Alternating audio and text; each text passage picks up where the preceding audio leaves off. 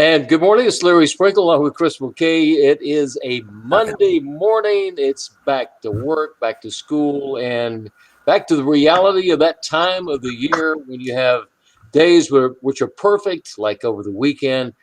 Then you have a day like today where we're starting out with really nice, comfortable temperatures, and it may end with potential for even some severe thunderstorms.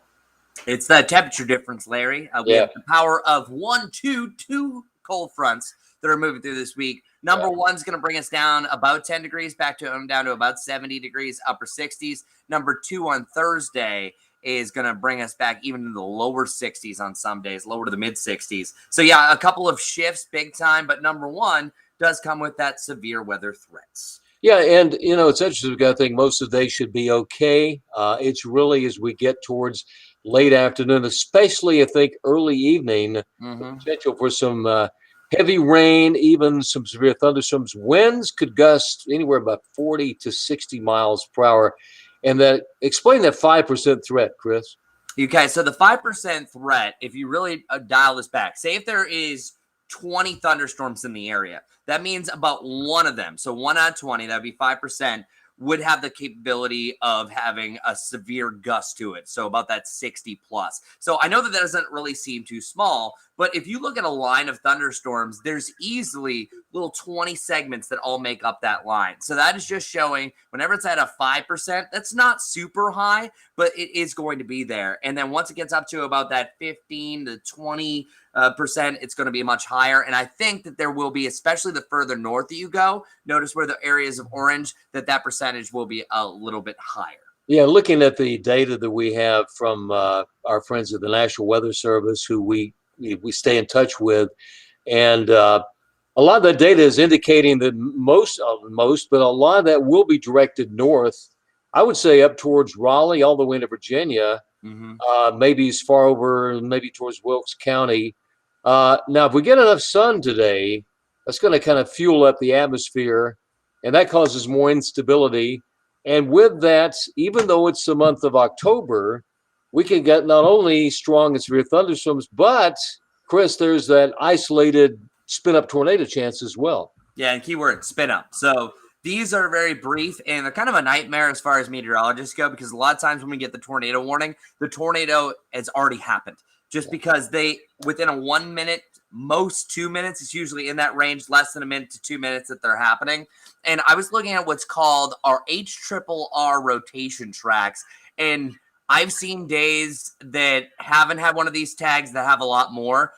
Every run that we look at, and we're not debunking what the Storm Prediction Center is saying, is that it is trending towards a better direction. But if it were to happen, as Larry was saying, I think it is further north, I would keep an eye on really the Interstate 40 corridor, even though Charlotte is technically there. But most likely any of the spin-up tornado criteria will be north of us. And I wouldn't be surprised if this gets dialed back just depending on the conditions. But if you get more sunshine, there's still a lot can happen. The window's still open. Without a doubt. And we're hoping that does happen, that we see a limited amount of sunshine and the threat goes down. And we use all kinds of computer models, and depending upon the model, some are indicating really no threat whatsoever. But it is kind of a widespread pattern that really includes Charlotte. I'm sure we have the larger graphic that does show the severe weather threat. And that, this is our thunderstorm fuel. And looking at that, kind of generally speaking, it does look like more of the threat would be north of here, Greensboro, up along the Virginia border. And that's not, when you look at that indicating the fuel for thunderstorms, I would say that, yeah, it's limited, but it's certainly there. Yeah, and the questions people are asking, of course, is when is all this going to go down? So most of your Monday is dry. Nothing to worry about. Think you're going to be fine.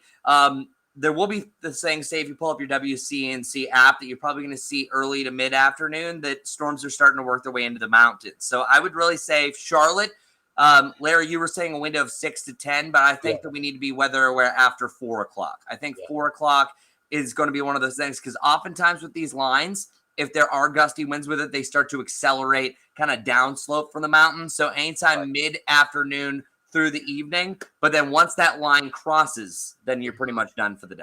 Yeah, and after that, things are looking much better. I think as far as any kind of severe threat, it really would be that wind threat. You get these gusty winds 40 to 60 miles per hour in a severe thunderstorm. It does not take a tornado to do a lot of damage. High winds can certainly do that.